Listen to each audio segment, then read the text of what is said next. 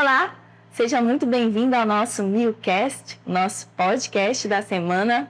E como nós temos falado, nosso podcast da ICE Central nasceu com o propósito de levar conhecimento bíblico para as pessoas, motivando-os para participarem da Escola Bíblica Dominical. E hoje nós vamos dar continuidade àquilo que nós temos falado no episódio anterior sobre o êxodo dos jovens e a crise da identidade. Seja muito bem-vindo, Saulo, não precisa se apresentar novamente. E, Saulo, no episódio anterior, nós falamos sobre por que muitos jovens evangélicos estão olhando para o catolicismo. Você mencionou que muitos estão procurando 4 coisas, que é certeza, história, unidade e autoridade. Então, como a fé evangélica responde a essa busca? André, nós falamos que... Eu falo com um pouco de cara. Para mim mesmo. É? Sim. André, nós conversamos sobre essas 4 características, né, que os jovens têm buscado fora das igrejas protestantes e, consequentemente, indo até a igreja católica. E nós vemos que eles não estão saindo simplesmente do cristianismo, né, ou do protestantismo. Eles estão procurando uma profundidade, a profundidade que foi tirada dessa nova geração. Eles querem uma fé que ofereça segurança, raízes históricas, pertencimento, unidade, né? Ou seja, essa comunhão e pertencer a uma comunidade e esse fundamento que vem através da autoridade. E quando nós analisamos a Bíblia, né? Nós vemos que esses 4 fundamentos já estão lá. Tanto a certeza quanto a história, a unidade e a autoridade. Já estão todos na palavra de Deus. Então, a gente pode pensar, por exemplo, nós podemos começar a pensar sobre essa certeza. Muitos dizem que encontraram, né, essa segurança espiritual no catolicismo, que isso é o que me chama muita atenção. Que certeza foi essa que não foi passada dentro da igreja evangélica, ou que não tem sido passada, que eles acabaram indo lá encontrando essa certeza? A certeza, como nós cremos, é a certeza justamente da salvação, né? Nós cremos que a salvação ela é de graça, mediante a fé, e isso não vem de nós, mas é um dom de Deus, né? Essa salvação, ela gera em nós certeza e convicção de que fomos libertos do pecado e temos essa segurança eterna com Cristo, né? O nosso fundamento. Dentro da instituição, né, da Igreja Católica, nós vemos aí que ela tem muito tempo de existência, né? E uma teologia estabelecida durante todos os séculos. E os jovens, então, olham para essa estrutura, essa teologia da igreja e veem ali uma certeza, porque não tem várias doutrinas se contradizendo, né? Uhum. Mas uma única doutrina estabelecida ali pelos os papas, pelos concílios e pelos os pais, né? Então é interessante nós olharmos a esse ponto e vermos que a nossa certeza era diferente disso. Nossa certeza ela não depende de uma instituição, mas ela está na obra de Cristo. Ela está na pessoa de Cristo, no que Ele fez por nós. E na garantia de que Ele nos dá, de que ninguém nos separará da mão de Deus. Então, a gente pode pensar assim, nessa certeza, que muitos jovens, na verdade, ou que dá para mim entender é que muitos estão na igreja, mas não conhecem essa certeza biblicamente, porque não se aprofundaram na Bíblia. Ficaram muito ouvindo do que A, B dizem, né? O pastor A, o pastor da igreja B. E aí a gente vê realmente, a gente tem uma bagunça nas redes sociais. Nas formas seculares nem se fala, mas nas redes sociais, então, explodiu. Um pastor diz isso, o outro diz isso, o bispo, o arcebispo, o apóstolo, enfim, são várias... E aí na mente do jovem que não tem uma base teológica, uma certeza teológica, ele vai duvidar de tudo. E agora, para onde é que eu vou? Então, várias pessoas dizendo coisas diferentes e se dizendo ser da mesma religião, né? Todos são cristãos, todos fazem parte da fé protestante, né? E cada um crê numa coisa diferente. Então, eles olham para essa garantia que a Igreja Católica dá de que aquilo que eles creem é o correto, porque está sustentado pela tradição e pelo Papa, né, a autoridade do Papa, e eles veem aquilo como uma coisa que é segura. Então, como eles não têm a certeza em si mesmo, eles buscam a certeza na própria instituição da Igreja Católica. E aí tem que ser trabalhado cada dia mais isso na igreja, para que os irmãos tenham certeza da sua salvação. independente da instituição, independente dos caminhos que andam a igreja, né? Porque a igreja é composta por pessoas humanas e pode falhar. E nós vemos que a Igreja Católica falha muitas vezes e falhou no passado várias vezes, né? E o Senhor trouxe de volta para a Escritura através da Reforma Protestante, mas as igrejas próprias protestantes podem desviar, né? E o Senhor pode trazer de volta, mas nós não podemos colocar a nossa certeza, a nossa garantia nas pessoas, mas sim em Cristo, na obra de Cristo. Eu acho que é por isso, então, que algumas instituições, como a Editora Fiel, que promove os eventos, inclusive tem para jovens, né? Como a Consciência Cristã agora, que sempre Sim, tem. excelente. Excelente. E interessante que falando sobre isso, tudo que nós pegamos aqui, a gente sempre precisa pensar que nós começamos, né, o nosso newscast com esse propósito de lembrar para as pessoas a importância da escola dominical. E essa semana eu vi um pequeno corte de um pastor falando exatamente algo parecido com isso. Ele estava falando para o professor da escola dominical sempre lembrar de ensinar a doutrina bíblica, Cristo em cada história, para que a igreja ela não fique uma instituição ou que a escola dominical ensinando apenas sobre moral, sobre bom comportamento, sobre valores do dia a dia, mas Cristo, apontando Cristo. A doutrina cristológica mesmo. Isso, onde Cristo aqui está presente. E isso talvez, quando a gente fala dessa certeza, talvez, eu pensando aqui, pode ter vindo desde muito pequeno, desde muito cedo. Essa certeza nunca ter sido colocado. Nunca ter sido ensinado, Nunca ter sido ensinado, na verdade. E isso é muito triste, né? Isso é muito triste. E temos perdido muitos jovens, tanto para o mundo quanto para outras religiões, porque esses jovens não desenvolveram, não tiveram realmente essa verdadeira conversão, porque a certeza ela vem a partir do novo nascimento, né? Quando você é convertido a Cristo e passa por esse novo nascimento, esse ato do novo nascimento, o Espírito Santo que habita nas nossas vidas, ele vai nos dar a certeza e a garantia. Ele é o nosso selo, né? Da nossa salvação. Não é um selo papal ou não é um selo de qualquer outra coisa, mas é o próprio Espírito Santo quem sela a vida do crente e que nos garante, né? A segurança até o dia de Cristo. Que legal, né? E que triste ao mesmo tempo, porque é muito triste saber que muitos jovens têm sido perdidos por algo que deveria ter sido ensinado desde cedo. E outro ponto que nos chama a atenção é que muitos jovens, né, para muitos jovens, é a questão da história da igreja. Lembra que no episódio passado nós falamos muito sobre isso. Nós trouxemos, alguns episódios atrás, um irmão aqui, Mama Manassés, ele falou muito sobre isso, em relação à história da igreja. E ele passou 30 anos dentro de uma instituição que era como se só existisse aquela instituição evangélica. Surgiu a partir da idade dela. Da idade dela, eles são únicos salvos ou únicos crentes, enfim. E aí eu perguntei sobre isso, nessa questão da história, se eles conheciam a história da igreja. Não, nada, a gente não conhecia nem a Bíblia, imagina a história da igreja. Então imagine, é uma denominação gigantesca. A terceira maior do Brasil. Do Brasil, e os jovens que lá não conhecem nem a história da Bíblia, nem a Bíblia de forma integral, nem a história da igreja. Exatamente. E aí, muitos deles também podem ser, a maioria desses jovens que estão em igrejas que nós chamamos, que não têm a doutrina bíblica, que não são reformadas, passam por isso, por não entender a história. Por não conhecerem, né?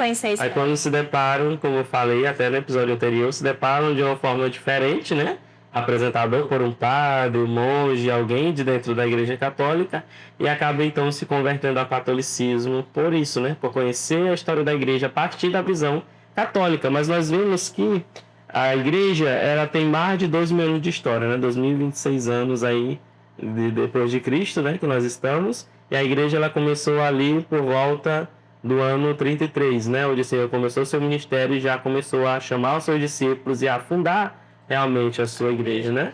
E a igreja, então, nós vemos que ela existiu e começou com a igreja primitiva, passou então para a igreja antiga. Na igreja antiga é onde desenvolveram ali os credos, né? O primeiro credo apostólico, onde os pais da igreja, né, estavam ali administrando e realmente conduzindo a igreja depois que os apóstolos morreram.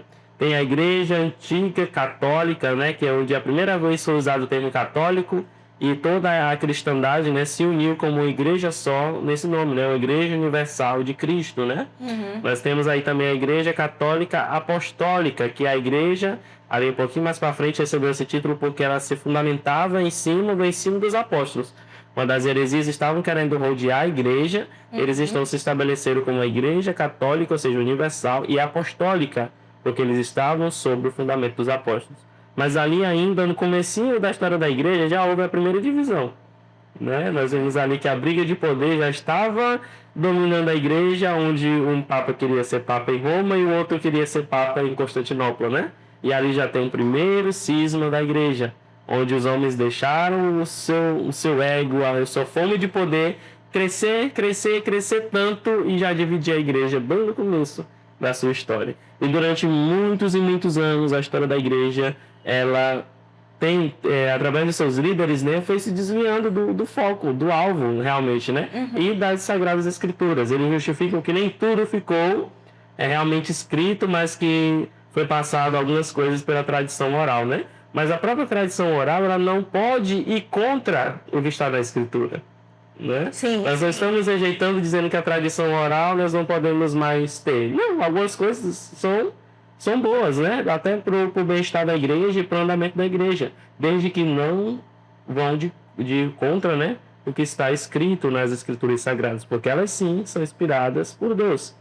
Então, ao longo da história da igreja, houve esses momentos em que foi necessário voltar às Escrituras para corrigir esses certos desvios que estavam tendo ali, né? Um desses movimentos foi a Reforma Protestante, como nós já falamos aqui, né? E que muitos nem sabem o que foi o movimento de reforma, e que não foi só um ato que aconteceu lá em 1517, quando Lutero pregou as 95 teses, né, no castelo, né, de Wittenberg, na igreja do castelo. Então muitos só veem a Reforma Protestante como aquele momento que Lutero bateu ali. Mas a reforma, ela começou muito antes disso, e por várias pessoas muito antes de Lutero, séculos e séculos antes, porque sempre Deus teve os seus remanescentes. E foi por muito tempo também, seguir por muitos anos depois dos 500. Tanto ela começou em muito tempos atrás, né, com vários pré-reformadores que foram mortos, massacrados, torturados de diferentes formas, como ela também se estendeu com outros reformadores, né, ao decorrer da história pós-moderna, depois da Idade Média. Então nós vemos que a igreja, ela sempre teve seus remanescentes. Nós pensamos, né, eu até tinha essa dúvida comigo há um tempo atrás, né? Se a gente ouvia e tal sobre a Reforma Protestante, não de uma maneira mais profunda, né? E a gente pensava, se só houve a Reforma em 1517, e os crentes? Para trás. Será que não tinha crente? Será que esse povo não foi pro céu? Cego, tá todo mundo cego? Mas não, nós vamos para a história e nós vemos que sempre houveram os remanescentes. Sempre houveram as comunidades que viveram tanto isoladas das heresias de Roma, né? Como os que se levantaram contra as ideologias de Roma, né? Contra a doutrina romana, e ali então foram mortos, foram torturados e massacrados, né? Mas nós vemos que o Senhor sempre guardou os remanescentes, sempre guardou realmente o seu povo, até chegar na reforma. Então essa reforma se espalhar pela Europa, chegar até a América, chegar até a América do Sul aqui, né? O Brasil, e alcançar todos nós. Então nós vemos que tudo isso o Senhor já, por ser o Senhor da história, né, soberano sobre tudo, sobre isso o Senhor tem poder e tem como conduzir e guardar a sua igreja. Agora chega no momento de hoje que nós precisamos, muitas das vezes nós ouvimos, né, precisamos fazer uma nova reforma dentro das igrejas protestantes, né? Muitos nós ouvimos, nós precisamos de uma nova reforma. Mas até que eu defendo uma coisa diferente. Nós não precisamos fazer uma nova reforma, mas nós precisamos voltar aquilo que foi trabalhado, né? Aquilo que nós tanto brigamos e que nossos antepassados, né, tanto brigaram contra a Igreja Católica, tanto falaram contra a Igreja Católica nesses aspectos, e que hoje em dia nas igrejas protestantes estão pior. Estão muito pior. Porque um exemplo que nós vemos muito sobre o culto, né? O culto solene ao Senhor e o canto congregacional, né? Foi uma das grandes ênfases que Lutero trouxe para a igreja, né? abrir tanto a Bíblia para o povo, onde eles pudessem ter esse autoexame das Escrituras, e também a oportunidade da congregação cantar louvores a Deus, porque o louvor, na época, né, era gregoriano, cantado lá só pelo coral e só por algumas pessoas seletas, e a nave, né, do templo, a Assembleia dos Fiéis, só ficava assistindo, só contemplando aquele espetáculo. E quantas igrejas hoje em dia, nossas igrejas, o culto ali se tornou apenas um espetáculo? Assim como a missa naquele tempo, né? Muitos vão para a igreja, só ficam em pé quando o pastor pede para ficar em pé, senta quando é para sentar, fecha o olho ali, escuta a mensagem, o povo canta, o ministério de louvor faz aquele show lá na frente, fica lá só quietinho, sentadinho. Às vezes nem o próprio ministério de louvor não tem mais essa habilidade, perder a habilidade na própria igreja, de conduzir a igreja na adoração, e se torna simplesmente um espetáculo. E aí onde a gente vê igrejas, né, com jogo de luz, fumaça. Teve agora esses dias, né, que tinha até carro dentro. Carro dentro para assistir o assistir, todo mundo. Com essa experiência melhor, né? Essa experiência. Na verdade, se tornaram casas de shows e deixaram realmente muito para trás o que realmente é um culto litúrgico, né? Que é a liturgia de um culto, né? Onde a igreja congrega. Então, naquilo que nós temos visto, e que uma das soluções, então, é fazer com que esse jovem volte para a história. Esse jovem entenda, na verdade, a sua história. A sua história. Certo, o historiador disse, né, que o povo que não conhece a sua história está condenado a repeti-la, né? Então, se nós fizermos uma nova reforma, nós vamos dizer, é porque nós estamos fazendo os mesmos erros do passado. Então, nós precisamos lembrar da nossa história, lembrar da reforma, lembrar dos princípios, né? Os 5 solas, solus Christo, sola Escritura, sola gratia, né? Sola fide, sola Deo gloria. Lembrar disso, por que isso? E viver isso na prática nas nossas igrejas hoje. Colocar isso realmente na cabeça dos irmãos, dos nossos jovens, e fundamentar eles com uma verdade bíblica que seja realmente concreta, né?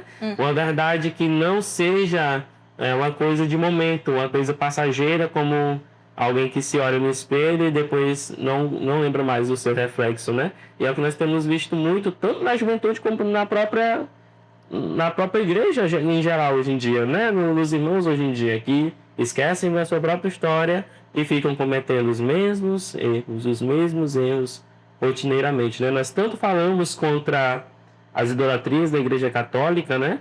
E em nossas igrejas nós vemos tantos pais que idolatram tanto seus filhos, onde os filhos nem o tio da salinha, a tia da salinha não pode mais chamar a atenção do filho, porque o filho, ele é o Deus, o perfeito, ele é o rei, né, da vida do pai. Então nós vemos que essa idolatria, ela também está dentro das igrejas protestantes hoje em dia também. Sem né? falar dos objetos. Os objetos que as igrejas ungidos, né? E objetos. Vassoura ungida, lenço ungido, rosa ungida, sal grosso, tudo isso está no meio. Eu já vi até pedra, né? Pedra, chinelo, é tudo. Tudo enquanto nesse meio aí que não é católico. Nós podemos dizer também como protestantes, né? Porque não seguem, na verdade nós falamos essas coisas como protestantes, mas as igrejas que seguem isso nem são consideradas protestantes realmente, porque não seguem os princípios da reforma, né? E nós precisamos então observar realmente isso, conhecer a nossa história, conhecer a história da nossa própria igreja. A nossa igreja aqui em Barra do Corda, completamos, né? Comemoramos ano passado 132 anos de pioneirismo, né? Aqui em Barra do Corda. E tantos irmãos que vieram, né? Tanto da Europa quanto da América do Norte, né? Dos Estados Unidos, Canadá, vieram evangelizar o Brasil, trouxeram o evangelho, essa teologia firme, realmente sólida, né? Da palavra de Deus, e nós não podemos... Vieram num país tão mais evoluído. E vieram, largaram tudo lá, vieram para cá passar necessidade aqui em Barra do Corda, né? Aqui em Barra do Corda. Aqui em Barra do Corda, nós vimos aí o Perry Smith, quantos acidentes, né, com os filhos dele ele não teve ali para atravessar o Rio Corda, né? Isso. Ele deixou tudo que ele tinha de bom e do melhor lá no Canadá e veio aqui para Barra do Corda. A própria missionária Eva Mills, né, que é a patrona aqui desse canal, do nosso podcast, né? Ela foi a pioneira na educação cristã, na nossa denominação, ela que trouxe a formação das escolas cristãs, que nós temos tanto espalhado aí pelo Brasil, em toda a ICEB, né? Através do ministério dessa mulher. E ela deixou tudo lá no país de Gales, né? Lá na Inglaterra também, onde ela morou um tempo, e veio para o Brasil para desenvolver esse trabalho missionário. Então nós não podemos também visualizar a história da nossa própria denominação, que foi feita com tanto... na verdade não criada, mas foi assim expandida, né? Com tanto esforço, com tanto sofrimento, né? O Senhor, ele plantou no coração desses irmãos o desejo realmente de expandir o reino, e eles viveram isso, né? Da forma que eles melhor conseguiram, né? Eles tanto deram de si, e nós vemos hoje em dia até algumas pessoas criticando, né, os missionários que vieram de fora, americanos, os europeus que trouxeram uma nova cultura para o Brasil e tal.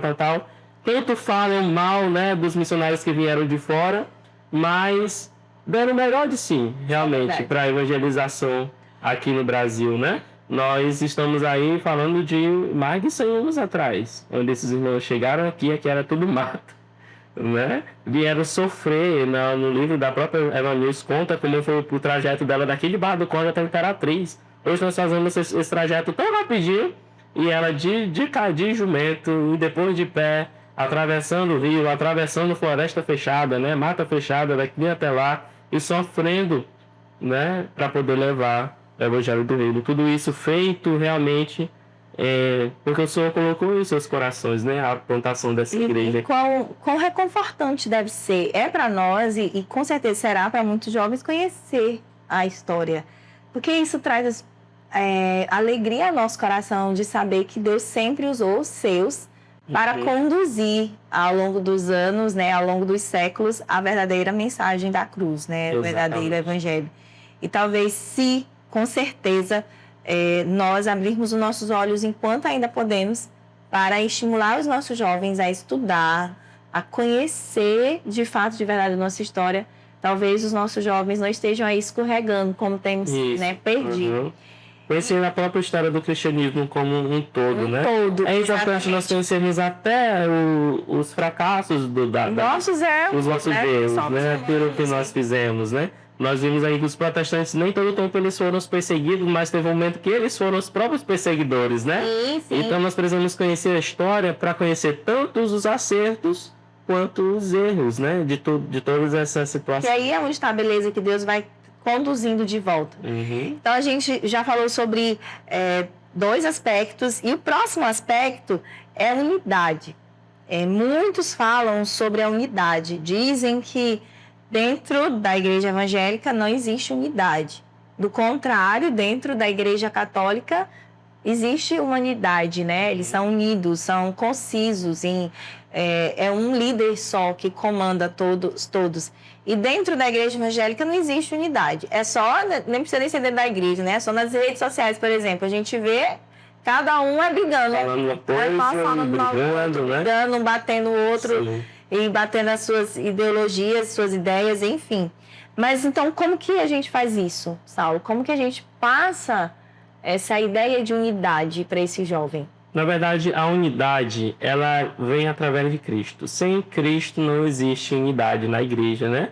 E aí nós vamos entender um conceito evangélico do que é essa igreja universal de Cristo, né? O que é essa igreja católica no sentido realmente bíblico, né? Essa igreja universal. É a união de todos os salvos em Cristo, de todas as épocas, aqueles que estão aqui na terra, aqueles que já partiram, né? Aqueles eleitos que ainda virão ao arrependimento, então todos esses fazem parte dessa igreja invisível. E essa verdadeira igreja, ela não é apenas institucional, mas ela é realmente ilimitada.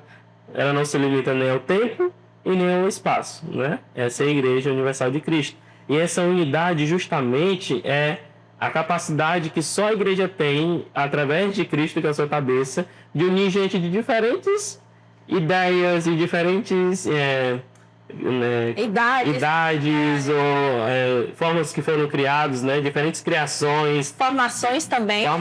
Diferentes classes sociais. Então, através do Evangelho de Cristo, todas essas barreiras elas são quebradas, e o Senhor consegue unir no seu povo pessoas de todas as nações, tribos, povos e línguas, né? Como foi a visão de Apocalipse. A igreja ela não está limitada a um grupo de pessoas, mas a várias pessoas, onde elas estão todas debaixo, né, na verdade, do cabeça que é Cristo. E a igreja local, ela é esse corpo de Cristo, representando também a igreja invisível, né? A igreja universal, onde também são membros desse corpo. Então, nós não podemos pensar só numa instituição e ver que ali tem essa perfeita unidade, né? A igreja católica mesmo, ela não tem essa perfeita unidade como muitos pensam. Só porque tem um papa, ali é 100% unânime, né? Uhum. Cada congregação, cada fraternidade tem algum aspecto diferente entre eles e muitas vezes tem brigas internas que a gente nem fica sabendo, né? Poucos sabem,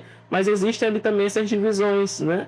Tantos os ritos, né? Nós pensamos que a mesma missa que é aqui, por exemplo, é uma missa que está lá na Armênia, ou que está lá na Rússia, né? Ou está em outros países orientais, né? Nós vemos que a Igreja Católica ela tem diferentes ritos, tem diferentes tradições, tem diferentes pontos, né, ali, litúrgicos para cada povo. Então, a própria Igreja Católica ela é muito ampla, né?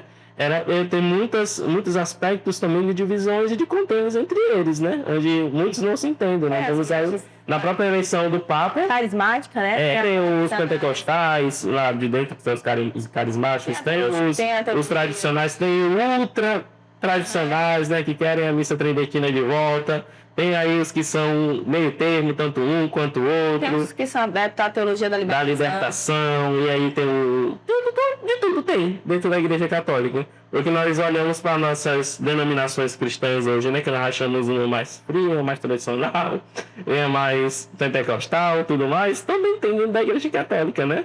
Todas essas formas, né? Sim. Por que isso? Porque na Igreja vai haver essa diversidade realmente de membros e de formas, né? Porque é a multiforma graça de Deus, né? O próprio apóstolo Paulo fala isso, né? Onde tiver uma igreja, certamente a igreja que está aqui em Barra do Corda é diferente culturalmente, em alguns aspectos, de uma igreja que está lá na Angola, como a Igreja Cristã Evangélica da Angola, né? Ali algumas coisas vão ser diferentes pela própria cultura do povo. E Deus, ele quer isso. Ele quer que realmente que o povo adore ele e também sirva a ele com a sua cultura redimida, né? Aqui perto, nossas igrejas evangélicas guajajaras. São bem diferentes. É bem diferente, né? Então, Canela. Ou é nossas igrejas no sertão, as igrejas sertanejas, né? Sertanejas, e elas são bem diferentes também. Então, nós precisamos olhar para essa unidade justamente como a união de tantas pessoas e de tantas culturas debaixo do corpo de Cristo, né? Que não pode mudar é a Escritura. É a Escritura como sendo aquilo que liga tudo isso.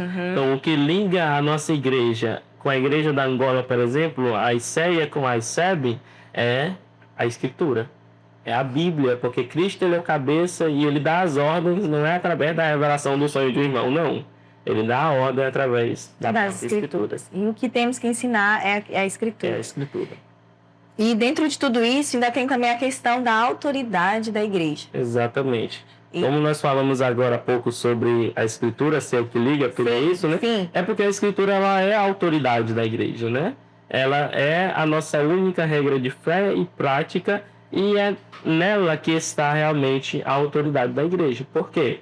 Porque aquilo que a Escritura fala, nós cremos. Se ela se cala, nós nos calamos. Nós nos calamos. Se nem a Bíblia falou, por que eu tenho que falar? Por que é que nós temos que estar procurando também colocar a equipe da cabeça de jumento, né? É interessante que rapidinho, Sala, é que tem muitos pastores que ficam ou líderes, ou enfim, pregadores, vamos dizer assim, que ficam no eu penso, ou eu acho. Não tem espaço para isso. Não tem espaço eu para creio. Porque, porque eu creio assim, porque a Bíblia diz assim. Exatamente. Né? O Sola Escritura de Martinho Lutero, né, que é uma das principais bases da nossa doutrina, diz realmente sobre isso, né, que a autoridade última da igreja ela não está nem em um colegiado de obreiros, de pastores, e nem uma autoridade episcopal, né?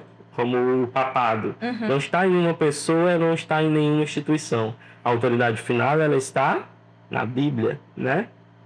Não abrindo mão do colegiado, né? E nem também da tradição. A tradição, até o momento em que ela for bíblica, ela pode sim ser uma ajuda para a igreja. Era isso que Lutero defendia, né? E o colegiado ele é importante também para ensinar as escrituras para a igreja, né? Agora, nenhum nem outro pode passar além daquilo que a escritura está dizendo, né? Não pode trazer nem novas interpretações e também nem colocar-se acima, né? Dessa única regra de fé e prática que é as Escrituras Sagradas. Todas as coisas precisam ser avaliadas à luz das Escrituras, é isso que nós cremos. Até o culto tem que ser à luz das Escrituras, a forma que nós oramos tem que estar de acordo com as Escrituras. Tantas pessoas não sabem nem orar porque não conhecem as Escrituras. Não conhecem as Escrituras, porque ela é a base. Ela é o fundamento. Por isso que, para nós, né, cristãos reformados, o púlpito ele é a demonstração de que aquela igreja é uma igreja centrada na palavra, né? Que ela é a base. E isso faz toda a diferença, Saulo. Porque eu vejo que os jovens, como a gente até falou no episódio passado, até as nossas próprias crianças, como testemunho vivo da igreja hoje, local, nossa, as crianças hoje que já estão há mais de 5 anos tendo discipulado infantil, quando a igreja decidiu, a liderança da igreja, junto com os pais, famílias, nós decidimos, não vamos ter mais o culto infantil no domingo à noite, as crianças vão assistir o culto com os pais. Foi terrível no início, porque as crianças não sabiam se comportar dentro da igreja, não sabiam cultuar, na verdade, não sabiam cultuar. Mas junto com a liderança da igreja, as líderes de criança, junto com as mães, né, os pais, nós estamos trabalhando. Hoje, 5 anos, 6 anos após, a gente já vê resultados. Já temos uma nova geração. Uma nova geração de adolescentes já bem mais aprofundados da palavra de Deus, bem mais prontos. Isso mostra o quê? Que a Bíblia, ela é que muda, né? É nos mais interessados em continuar aprendendo mais. Continuar aprendendo, porque é prazeroso. Quando você começa, né, a estudar a Bíblia, é prazeroso. Então, Saulo, esses 4 elementos aí que nós podemos assim dizer, 4 pontos que esse jovem tem buscado, na sua concepção, são legítimos? É uma busca que realmente faz sentido para o jovem de hoje? É uma busca com certeza legítima. Por quê? Porque os jovens estão procurando essa certeza no meio de tantas dúvidas que aparecem, né? Estão procurando essa história no meio de tanta modernidade, de coisas tantas evoluções tecnológicas, né? E tantas coisas que abandonam a tradição e tanta superficialidade. Eles procuram essa conexão com o passado e com a história da igreja. Essa unidade em meio ao individualismo que está cada dia sendo mais vivenciado nos nossos últimos dias. Depois da pandemia, o individualismo, né, cresceu, né? No meio da igreja e no meio da sociedade em geral, onde ninguém mais se preocupa com o próximo, não quer mais experimentar o amor ao próximo, querem só viver sozinhos, né? No seu lugar, no seu espaço de maneira individual. E a autoridade em meio ao relativismo, onde nós vemos que tanto nós estamos vivenciando um relativismo na nossa sociedade, onde nada é 100% verdade, né? Onde uma coisa que é verdade para mim pode não ser verdade para você, porque a minha forma de ver o mundo é diferente da forma que você vê. Então, esse é relativismo, né? E nós cremos que Jesus, ele é a verdade, por exemplo, né? Então, aí eles procuram essa autoridade, né? E eles buscam também tanto a história, a certeza, a unidade e essa autoridade de maneiras erradas. Por mais que seja uma busca legítima, né, eles estão procurando de forma errada. Embora todas essas coisas já estejam no Evangelho. Essas coisas são encontradas de maneira fiel na verdadeira pregação do Evangelho. E aí nós podemos trazer, né, o que é realmente uma igreja cristã, o que é uma igreja verdadeira. E a confissão belga deixa isso bem claro, né? A verdadeira igreja é aquela que tem a fiel exposição da palavra e a correta administração dos sacramentos, né?